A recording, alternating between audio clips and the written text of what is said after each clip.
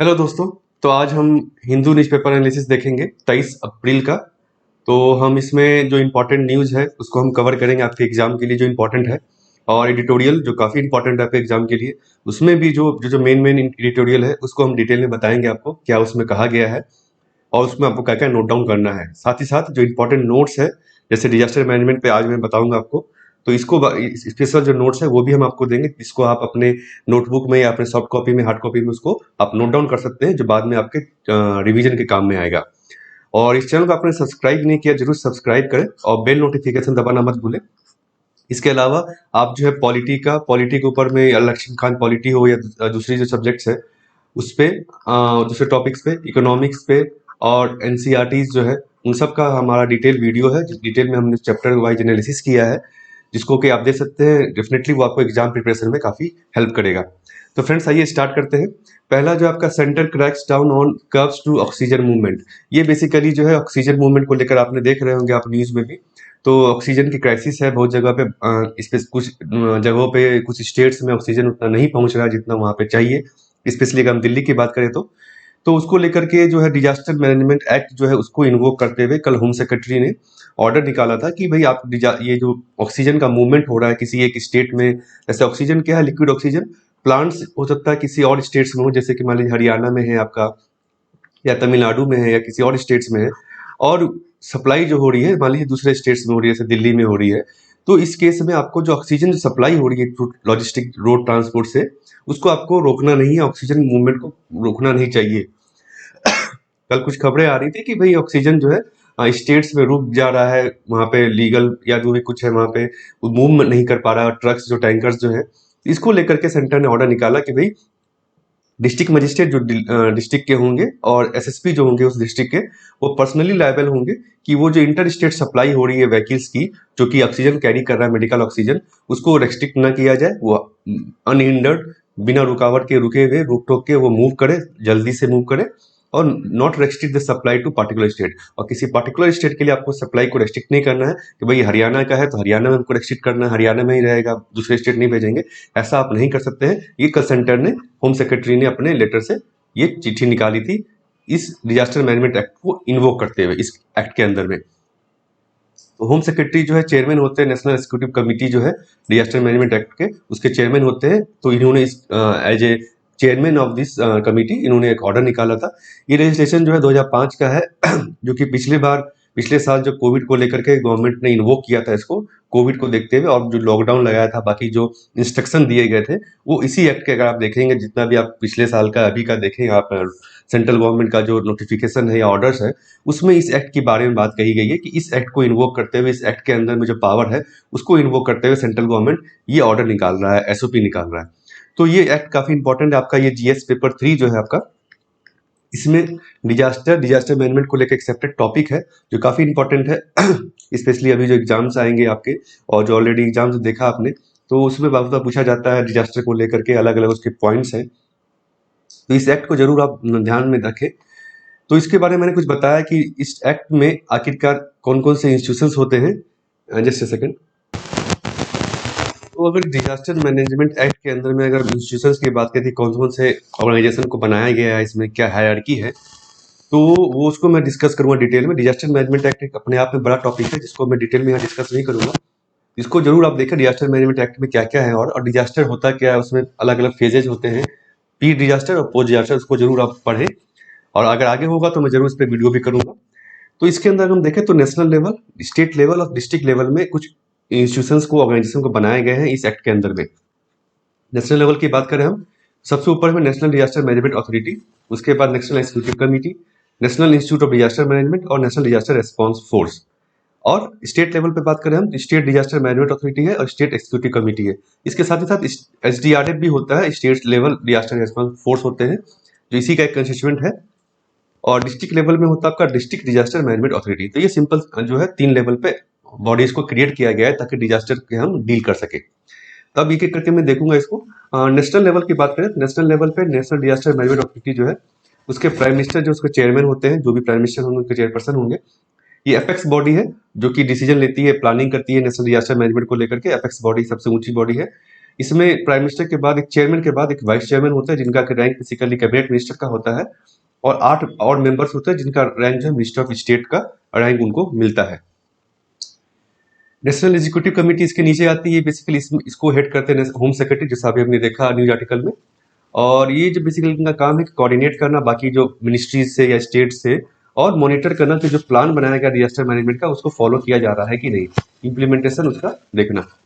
National institute of disaster management, जैसा कि आप देख सकते हैं इंस्टीट्यूट है, ये इंस्टीट्यूट क्या करता है बेसिकली, जो ह्यूमन रिसोर्स है बेसिकली उसको डेवलप करने के डिजास्टर रिस्पॉन्स के लिए लोगों को ट्रेनिंग देना, उनको रिस्पॉन्स के लिए स्टेट चाहे ऑफिशियल्स हो चाहे वॉलंटियर्स हो, उनको एक रिस्पेक्टिव जो है ट्रेनिंग देना, कैपेसिटी बिल्डिंग करना, इस इंस्टीट्यूट का काम है। ये दिल्ली में लोकेटेड है आपका। और उसके बाद नेशनल डिजास्टर रेस्पॉन्स फोर्स, एक तरह से स्पेशलाइज्ड फोर्स है, जो कि जो ऑर्डर आता है आपका डिसीजन होता है वहां पे वो जाके, बहुत आप देखते होंगे सेंटर ने एनडीआरएफ डिप्लॉय किया, जैसे उत्तराखंड में भी डिप्लॉय किया था। तो एनडीआरएफ जो है ये स्पेशलाइज्ड है डिजास्टर से लड़ने के लिए। फोर्सेज और भी हमारे यहाँ पैरामिलिट्री फोर्सेज है, मिलिट्री फोर्सेज है। तो ये जो स्पेशलाइज किया गया है इसको, कि आप डिजास्टर, अलग अलग डिजास्टर, जैसे फायर हो गया आपका, या कोविड जैसे डिजास्टर, मेडिकल डिजास्टर्स हो गया आपका, कहीं पे ना रेडिएशन डिजास्टर है, तो उनसे लड़ने के लिए स्पेशलाइज ये फोर्सेज है, इनको स्पेशलाइज ट्रेनिंग दी गई है। स्टेट लेवल की बात करें तो जैसा हमने देखा दो इंस्टीट्यूशन है, स्टेट डिजास्टर मैनेजमेंट अथॉरिटी, तो जैसे सेंटर में प्राइम मिनिस्टर उसको हेड करते हैं सेंट्रल लेवल पे, तो स्टेट वाले पे चीफ मिनिस्टर उसको हेड करते हैं। ये जो पॉलिसी और प्लान जैसे सेंटर वाले का काम है, उसी तरह स्टेट के लेवल पे इनका ये काम है कि पॉलिसी और प्लान बनाना स्टेट स्पेसिफिक।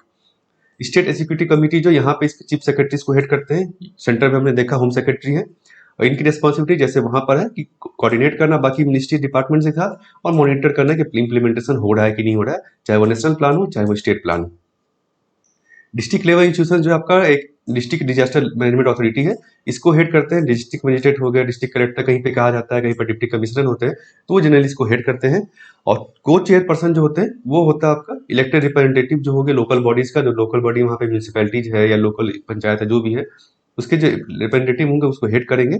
और जहाँ पे चीफ एग्जीक्यूटिव मेंबर है आपका डिस्ट्रिक्ट काउंसिल के, वो उसको बेसिकली हेड करेंगे। तो ये बेसिकली अथॉरिटी है, कौन कौन कहाँ हेड करता है। फंक्शंस हमने समझ लिया, बेसिकली उसका फंक्शन है प्लान बनाना, जैसे इनका प्लान बनाने का फंक्शन है।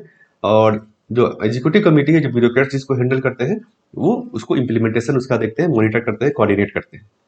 तो ये आपका इंस्टीट्यूशंस होगा। बाकी और भी है डिजास्टर मैनेजमेंट एक्ट में, जिसको कि आप अलग से पढ़ें और देखिए उसमें डिजास्टर मैनेजमेंट कैसे होता है, उसमें क्या क्या फेजेज होते हैं।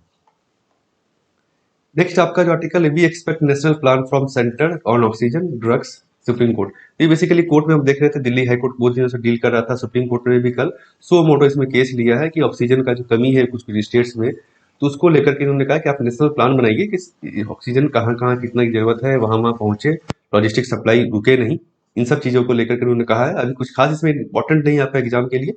और जो कोविड है बेसिकली अभी तो लास्ट 24 आवर में अगर हम देखें तो 3,32,348 केसेज आए हैं, जो काफी ज्यादा भयावह है आपका। और 2,247 जो है डेथ रिकॉर्ड किया गया है।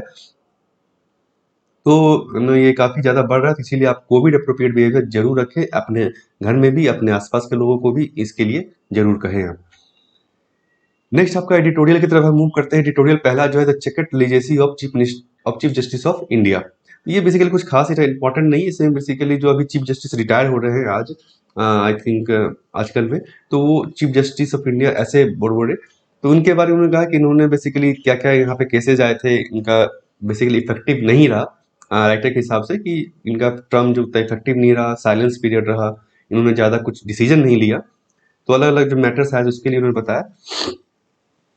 तो यहाँ कुछ ये बाकी आपका इंपॉर्टेंट नहीं है, ये चीज आप नोट डाउन कर सकते हैं कि चीफ जस्टिस ऑफ इंडिया, एक तो क्या अपॉइंटमेंट कैसे होता है, अभी जो नए चीफ जस्टिस आएंगे तो उनका अपॉइंटमेंट कैसे हुआ, किस बेसिस पर हुआ, उसके लिए मेरा डिटेल वीडियो है, डिटेल एंड आप कोड़ा पे भी देख सकते हैं डिटेल एनालिसिस, तो उसको आप जरूर ध्यान में रखें। उसके अलावा जो एक काम है यहाँ इसमें जो मेन पॉइंट है कि चीफ जस्टिस का काम क्या होता है, क्या क्या उनके पास पावर होता है।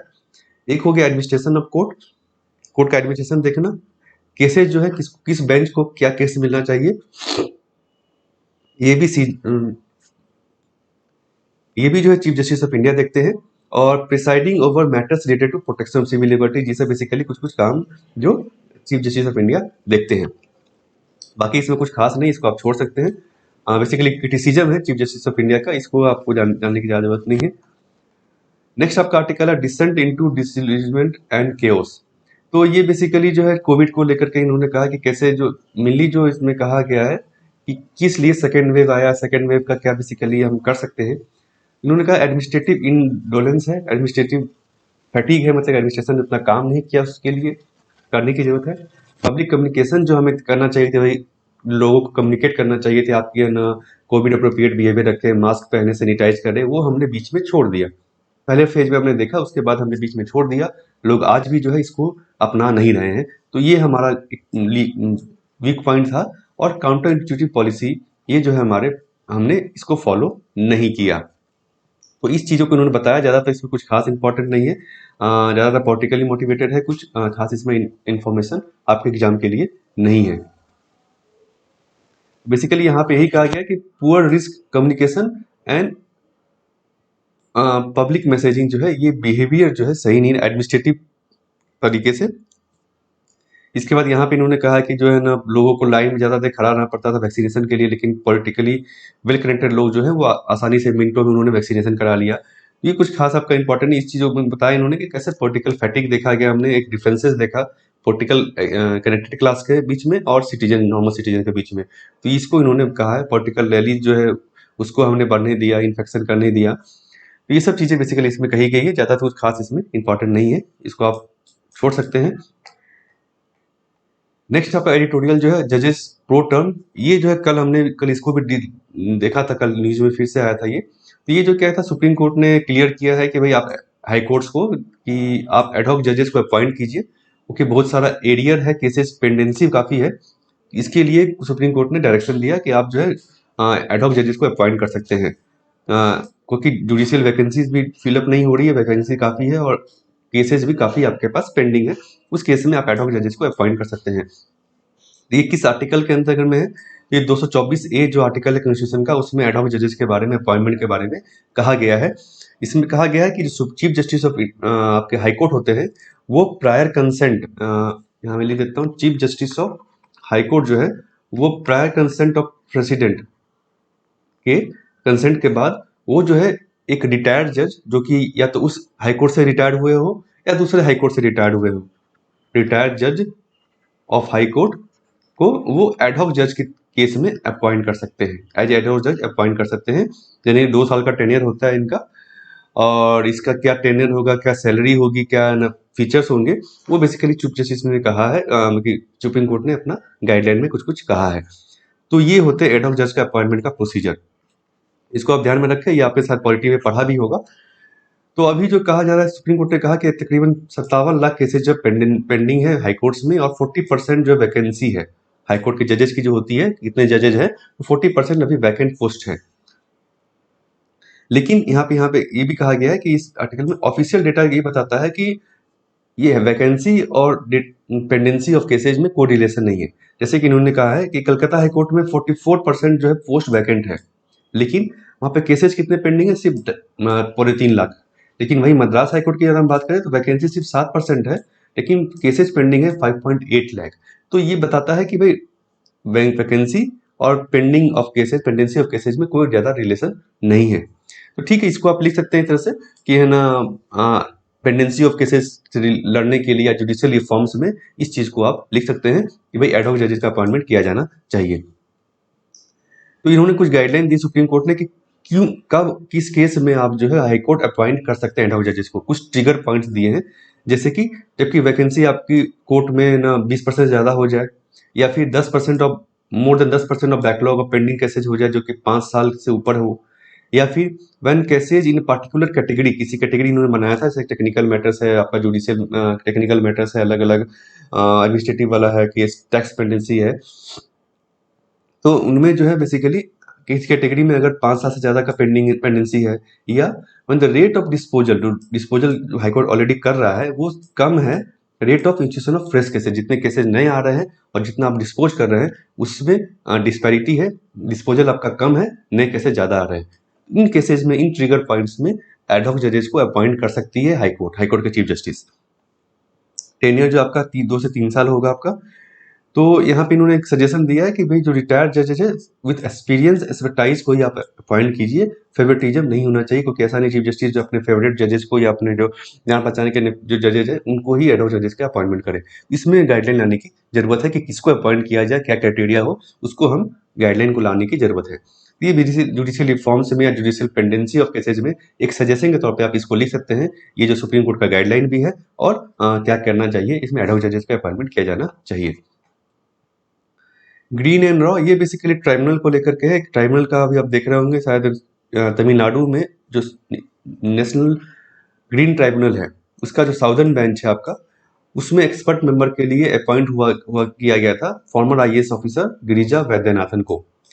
इसमें जो है फिर ये मैटर जो कोर्ट में चला गया कि भाई इनके जो एलिजिबिलिटी क्राइटेरिया है एनजीटी के लिए होना चाहिए वो फुलफिल नहीं किया जा रहा है।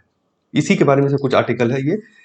पहले तो इन्होंने कहा कि ट्राइब्यूनल्स का पर्पस क्या होता है, ये आप जरूर नोट डाउन कर ले कि ट्राइब्यूनल जैसे कि आपका जीएस पेपर 2 में जो है क्वासी जुडिशियल बॉडीज है जिसमें ट्राइब्यूनल भी आता है आपका, और अदर स्टैट्यूटरी बॉडीज है, जुडिशियरी है, तो उसमें ट्राइब्यूनल का क्या रोल है, ट्राइब्यूनल का आइडिया क्या है ट्राइब्यूनल अपॉइंट करने का, क्यों हमने अपॉइंट किया ट्राइब्यूनल्स को, क्यों बनाया गया ट्राइब्यूनल को, कि that specialisation and expertise are required. तो ये बेसिकली स्पेशलाइजेशन एक्सपर्टीज इसके पास होता है।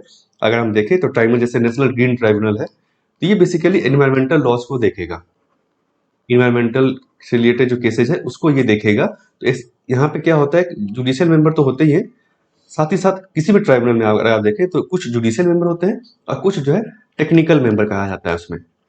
टेक्निकल मेंबर जैसे मान लिया टीजी सेट है आपका, ये टेलीकॉम डिस्प्यूट्स को देखता है या ब्रॉडकास्टिंग डिस्प्यूट्स को देखता है। इसमें भी जुडिशियल मेंबर है और टेक्निकल मेंबर है। टेक्निकल मेंबर कौन होते हैं, जो इस फील्ड में एक्सपर्टीज होंगे। जैसे नेशनल ग्रीन ट्राइब्यूनल के केस में ये टेक्निकल मेंबर जो है वो इन्वायरमेंटल लॉस के बारे में काफी इनको जानकारी होगी, उसके ऊपर उन्होंने काम किया होगा, 10 साल 15 साल 5 साल का एक्सपीरियंस होगा उनका एनवायरमेंटल लॉस को लेकर के। तो जैसे टीडी सेट में जो टेक्निकल मेंबर होंगे उन्होंने ऑलरेडी जो है उस पे उस टेलीकॉम डिस्प्यूट्स पे, टेलीकॉम लॉज पे या फिर ब्रॉडकास्टिंग लॉज पे ऑलरेडी काम किया हुआ होगा, एक्सपीरियंस होगा उनका, उनको टेक्निकल मेंबर की तरह अपॉइंट किया जाता है। और जुडिशियल मेंबर इसीलिए क्योंकि क्योंकि ट्राइब्यूनल का काम है जुडिशियली केसेस को डिस्पोज करना, तो इनका एक्सपर्टीज होता है जुडिशियल मैटर्स में कि कानून क्या कहता है, नेचुरल जस्टिस क्या कहता है।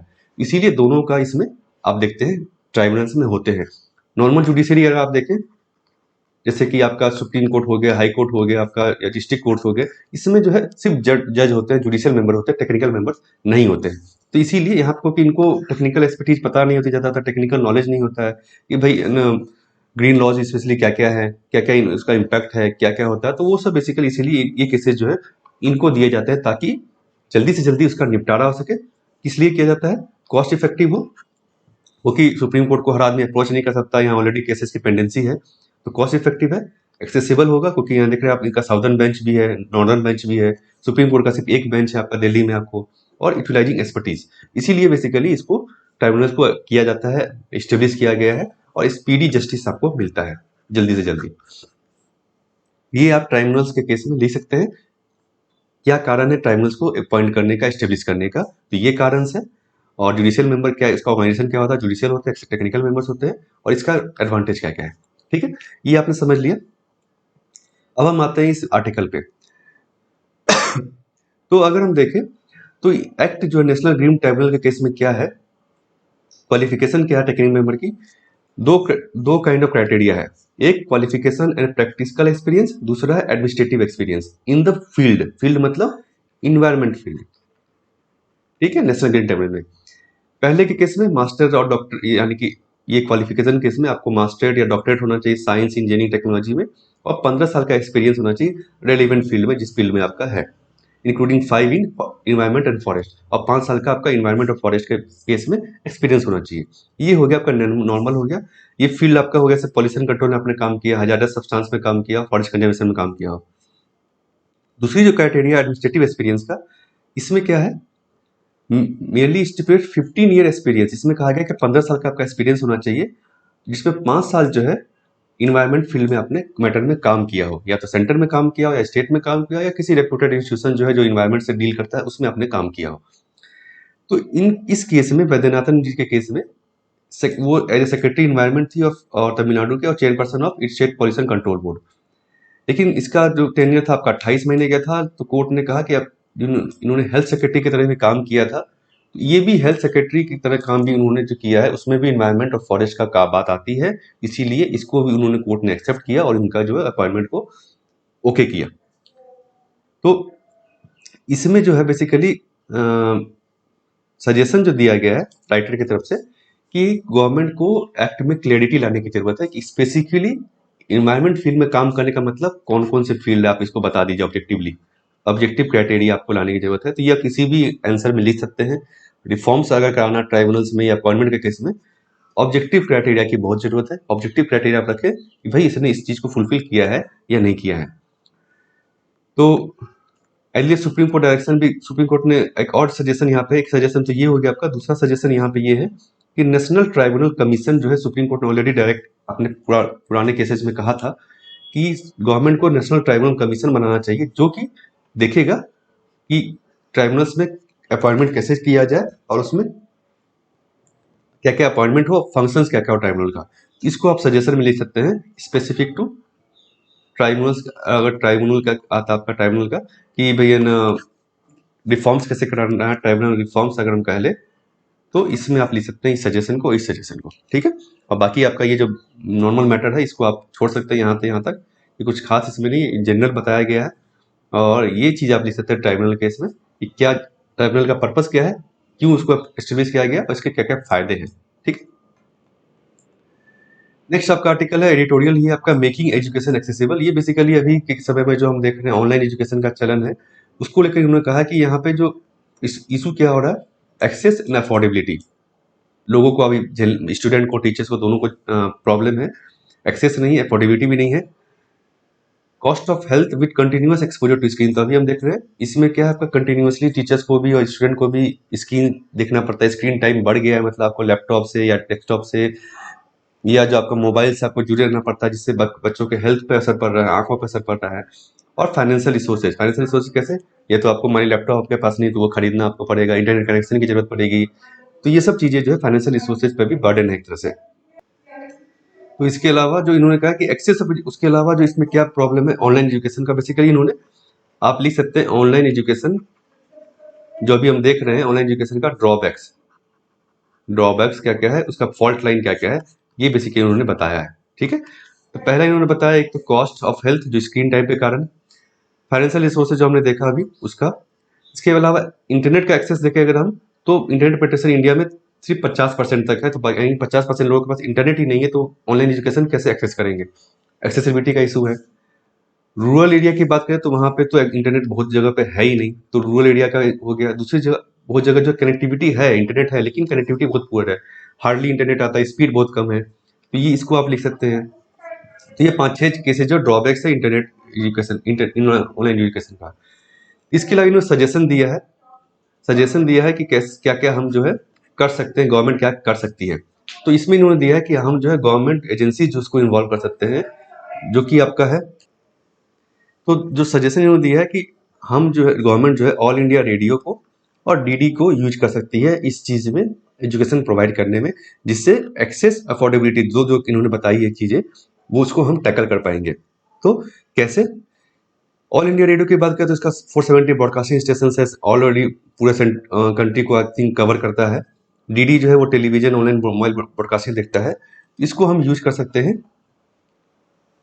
तो इन्होंने सजेशन जो दिया है कि हम जो स्टार्ट कर सकते हैं 10, 11, 12 क्लासेस का कोर्स को स्टार्ट कर सकते हैं शुरू में, और इसमें क्या है एआई या डीडी को 4:1 के रेशियो में हम उसमें ब्रॉडकास्ट कर सकते हैं। 4:1 का मतलब 4 घंटे का रेडियो का कोर्स होगा आपका, रेडियो पे आपको बताया जाएगा कोर्स, ऑनलाइन कोर्स होगा, और 1 घंटे का आपका टीवी पे, यानी कि आपका ऑनलाइन जो है विजुअल जो है वो कोर्स होगा आपका। जैसे कुछ कोर्सेज में विजुअल्स जरूरत होती है, किसी में विजुअल की उतनी जरूरत नहीं होती है, तो उसको हम रेडियो पे टेलीकास्ट कर सकते हैं। तो ये इन्होंने सजेशन दिया, इसको आप अपने हिसाब से आंसर में मॉडिफिकेशन कर सकते हैं कि भाई हम जो है इन दोनों को यूज कर सकते हैं, और कैसे यूज कर सकते हैं, तो रेडियो के थ्रू और टेलीविजन के थ्रू। इससे 2 बेनिफिट्स होंगे। पहला, reduce our teachers and student the strain of having to stare at the screen endlessly, क्योंकि आप रेडियो का है तो सुनना आपको सिर्फ है, स्क्रीन को देखना नहीं। उसके अलावा टीवी जो हमारा डिस्टेंस में होता है एक तरह से, तो उसमें भी स्क्रीन आपका जो है ज़्यादा देखने की जरूरत नहीं, आंखों पर असर कम पड़ेगा। दूसरा है AIRDD बिकमिंग फ्री, ये क्योंकि फ्री है तो फाइनेंशियल जो आप स्ट्रेन लोगों के पर आता है कि लैपटॉप खरीदना आपको, मोबाइल खरीदना आपको, या फिर आपको जो इंटरनेट कनेक्टिविटी का पैसा लग रहा है वो कम हो जाएगा। तो ये इसका हेल्प बताया इन्होंने, एडवांटेज बताया है, एडवांटेज इसका बताया है क्यों हमें इसको AIRDD को करना चाहिए। ठीक है, इसके लिए क्या है, हमें ट्रेनिंग करानी होगी टीचर्स की, मास्टर मैनुअल बना सकते हैं हम, टीचर्स को ट्रेनिंग कर सकते हैं। इसके अलावा इवेल्युएशन के लिए भी हम नए टूल्स जो है, ताकि हम रेडियो और टीवी पर ही बच्चों को इवेल्युएट कर पाए, एग्जाम्स अदरवाइज लेने की जरूरत ना पड़े। सेंट्रल एजुकेशनल और सेंट्रल स्टेट एजुकेशनल बोर्ड जो है उसको हमको रोप अप करना चाहिए, उनको इन्वॉल्व करना चाहिए इसमें, ताकि support, monitor and provide feedback के लिए। ठीक है, ये तो नॉर्मल आपका हो गया क्या क्या करने की जरूरत है। इसके अलावा रेडियो, रेगुलर रेडियो से अगर आप नहीं कर पा रहे हैं तो हम जो डिजिटल रेडियो, जो FM चैनल देखते हैं उसको भी हम यूज कर सकते हैं, गवर्नमेंट यूज कर सकती है, इस चीज में इन्वॉल्व कर सकती है। दूसरा सजेशन जो है, जो कि शायद मुश्किल है, कि इंटरनेट सर्विस प्रोवाइडर को गवर्नमेंट कहे कि आप जो है कुछ घंटे फ्री इंटरनेट यूजेज जो है टीचर्स और स्टूडेंट को दिए जाए एट सम फ्री कॉस्ट। तो ये इससे जो फाइनेंशियल बर्डन जो है टीचर्स या स्टूडेंट पे वो कम पड़ेगा। तो ये सजेशंस आप ऑनलाइन एजुकेशन के ड्रॉबैक जो है, स्पेशली हमने जो यहाँ 2 ड्रॉबैक देखा आपका, एक्सेसिबिलिटी नहीं है, अफोर्डेबिलिटी नहीं है, बहुत जगह इंटरनेट नहीं है आपका, पेनिट्रेशन नहीं है आपका, तो ये सब, और हेल्थ का इशू, इस चीज़ों से हम सॉल्यूशन में आप इनको लिख सकते हैं। तो इसको आप जरूर लिखें, क्योंकि ऑनलाइन एजुकेशन काफ़ी है, हो सकता है आपको ऐसे आए इस पे, या हो सकता है आपको मेंस पे क्वेश्चन है, तो इसमें आप इन पॉइंट्स को जरूर आप मेंशन कर सकते हैं। नेक्स्ट आपका एडिटोरियल जो है, थ्रू इलेक्शन कैंपेन भी वर्चुअल, तो ये बेसिकली जो है इंटरव्यू कैप का है, कुछ खास इसमें इंपॉर्टेंट नहीं है। तो वर्चुअल जो अभी हो रही है कि वर्चुअल रैली की जाए, उसको लेकर के इन्होंने 2 पॉइंट्स आप लिख सकते हैं। पहला, it will disadvantage candidate from deprived socio economic communities and candidate in rural India. तो मतलब ड्रॉबैक क्या है, आपका वर्चुअल अगर हम रैली पे जाते हैं तो उसका क्या निगेटिव होगा, इसमें आप इसको लिख सकते हैं। दिस और अनइवननेस जो होता है, बहुत बार वेल्दी कैंडिडेट इतना वो अनइवननेस आ सकता है यहाँ पर, क्योंकि बहुत जगह इंटरनेट नहीं है, सोशल मीडिया एक्सेस नहीं है, बहुत रूरल एरिया में स्पेशली अगर हम देखें, और बहुत लोग जो है टेक्नोलॉजी का यूज करना नहीं जानते हैं। तो इस केस में भी आपका ये जो है डिस्पैरिटी आ सकती है, अगर हम वर्चुअल रैलीज को इनेबल करते हैं, नॉर्मल रैलीज को हम स्टॉप करते हैं, तो एक कह सकते हैं जो लेवल प्लेइंग फील्ड है आप नहीं दे रहे हैं, तो डिस्पैरिटी हो सकती है। इसीलिए उन्होंने कहा है they will consider of creating disparity in favor of whichever party organization is stronger in the ground। तो ये विषय उन्होंने कहा है कि भाई वर्चुअल रैलीज के केस में आप जो, अगर आपका आंसर आता है, क्वेश्चन आता है, तो उसमें क्या निगेटिव पॉइंट है उसको आप यहाँ से लिख सकते हैं। तो नेक्स्ट जो आपका आर्टिकल है, India join search for submarine, ये बेसिकली इंडिया मलेशिया के एक सबमरीन है, KIR नगला, ये अभी मिसिंग हो गई थी, इसको लेकर के इंडिया ने अपना रिसर्च व्हीकल भेजा है, deep submergence rescue vehicle, DSRV। ये जो सर्च में मदद करेगा इंडोनेशिया को। तो इसमें कुछ खास इंपॉर्टेंट नहीं, बस इसके लिए मैंने रखा है कि इसका आप नाम नोट कर ले, जो प्रीलिम्स में आप हो सकता है आपसे पूछा जाए। DSRV क्या है, ये कैसे 1000 मीटर डेप्थ तक जो है ढूंढ सकता है सबमरीन को, और इसमें ये कैसे होता है, तो सोनार जो होता है आपका, जो रेडियो फ्रिक्वेंसी जो आप भेजते हैं, सिग्नल वापस आता है, साउंड सिग्नल, उस बेसिस पे ये काम करता है। तो प्रीलिम्स के लिए आपका इंपॉर्टेंट है, बहुत सारे देशों के पास नहीं, इंडिया के पास है ये कैपेबिलिटी। नेक्स्ट आपका जो आर्टिकल है, US will cut emissions by 52% by 2030। ये कल जो लीडर समिट किया गया था, यूएसए ने इसको ऑर्गेनाइज किया था, ऑनलाइन वर्चुअल मोड पे था। इसमें यूएसए ने कमिट किया कि हम जो अपना ग्रीन हाउस गैस इमिशन जो है 50 to 52% कम करेंगे। 2005 का जो लेवल था इनका इमिशन का, उससे हम 50% तक कम करेंगे 2030 तक। इसके अलावा यूएसए ने किया कि हम जो अपना फंडिंग है वो डबल करेंगे 2024 तक। Annual financing commitment to developing countries को दिया जाएगा, इंक्लूडिंग ट्रिपलिंग जो एडेप्शन फाइनेंस है। एडेप्शन फाइनेंस क्या होता है, कि एडेप्टेशन फाइनेंस, कि डेवलपिंग कंट्रीज पर टेक्नोलॉजी नहीं है कि वो अडेप्ट कर सके, नए ग्रीन टेक्नोलॉजी को अडेप्ट कर सके, उसके लिए एडेप्टेशन फाइनेंस बनाया गया है, जिसमें कि जो कि फाइनेंशियली सपोर्ट करेगा कंट्रीज को, डेवलपिंग कंट्रीज को, कि वो नई टेक्नोलॉजी को यूज कर पाए। इसके लिए फाइनेंस जो यूएसए देगी वो ट्रिपल किया जाएगा 2024 तक, और नॉर्मल फाइनेंस जो है वो 2024 तक डबल किया जाएगा, ये इन्होंने कहा है। तो ये बेसिकली आप क्लाइमेट चेंज पर लेकर जो अगर आता है देशों का कमिटमेंट, तो उसमें आप इस चीज़ों को लिख सकते हैं कि क्या किया जाना चाहिए, तो ये किया जाना चाहिए, किया गया है और नहीं किया गया। पेरिस क्लाइमेट का आपके बारे में ऑलरेडी पढ़ा ही होगा आपने, नॉन बाइंडिंग कमिटमेंट्स है जो अलग अलग देशों ने किया है कि भाई हम जो है ये कमिट करते हैं, किस लिए 1.5 डिग्री सेल्सियस से कम को टेम्परेचर को रखना है। तो इसके अलावा जो इसमें कुछ खास नहीं, इंडिया ने भी, हाँ इसमें इंडिया ने अपना अनाउंसमेंट किया है प्राइम मिनिस्टर ने कि नए हम जो इंडिया और यूएसए जो है energy and climate partnership launch इन्होंने किया है, India US climate and clean energy agenda 2030 partnership, इसको इन्होंने अनाउंस किया कर। इसमें क्या है, ये इन्वेस्टमेंट को मोबिलाइज करेगा, मतलब अलग देशों से, अलग ऑर्गेनाइजेशन से पैसे का इन्वेस्टमेंट जो है वो मोबिलाइज किया जाएगा, पैसे लाए जाएंगे। डेमोन्स्ट्रेट क्लीन टेक्नोलॉजीज को और बढ़ाया जाएगा, ग्रीन टेक्नोलॉजीज को, एंड इनेबल ग्रीन कोलैबोरेशन। इस एजेंडा का, पार्टनरशिप का बेसिकली एजेंडा है, ऑब्जेक्टिव है।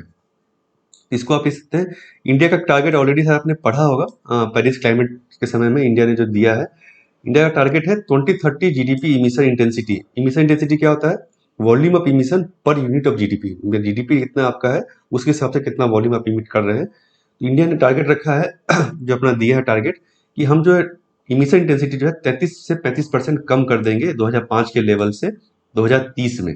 2030 में हम इसको अचीव करेंगे 30-35% इमिशन इंटेंसिटी रिडक्शन। और 40% ऑफ पावर जो हम जनरेट करेंगे 2030 में, वो हमारा नॉन फॉसिल फ्यूल सोर्सेज से होगा, यानी कि ग्रीन सोर्सेज से होगा, जैसे सोलर हो गया, विंड हो गया आपका, उससे हम करेंगे। तो ये इंडिया का कमिटमेंट है पेरिस क्लाइमेट को लेकर के।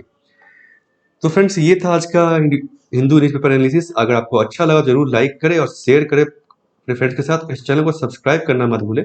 सब्सक्रिप्शन बटन आपको यहाँ पे भी एक ब्रांड दिख रहा होगा, आइकन दिख रहा होगा, और नीचे आप डिस्क्रिप्शन में भी देख सकते हैं। और बेल नोटिफिकेशन जरूर दबाएं। सब्सक्राइब बटन करने के बाद आपको बेल नोटिफिकेशन आएगा, जिसको आप प्रेस कर सकते हैं। और आप जो बाकी वीडियो जरूर देखें, हमारा पॉलिटी को लेकर के है, इकोनॉमिक्स पे वीडियोज हैं, और आपका हमारा एनसीईआरटी को हमने कवर किया है, क्योंकि काफ़ी हेल्पफुल होगा आपका किसी भी एग्जाम के लिए अगर आप प्रिपेयर कर रहे हैं तो। इसका पीडीएफ जो है आप टेलीग्राम चैनल से ले सकते हैं, और मुझे आप कोडा पे फॉलो कर सकते हैं। कोडा पे हमने जो डिटेल एनालिसिस बहुत सारे न्यूज़ का, इंपॉर्टेंट न्यूज़ का हमने बताया है, जिसपे आप उसको देख सकते हैं। उस स्पेस को आप फॉलो कर सकते हैं। आप मुझे फॉलो कर सकते हैं, IQ ज्ञान करके आपको कोडा पे सर्च करना होगा। Thank you friends.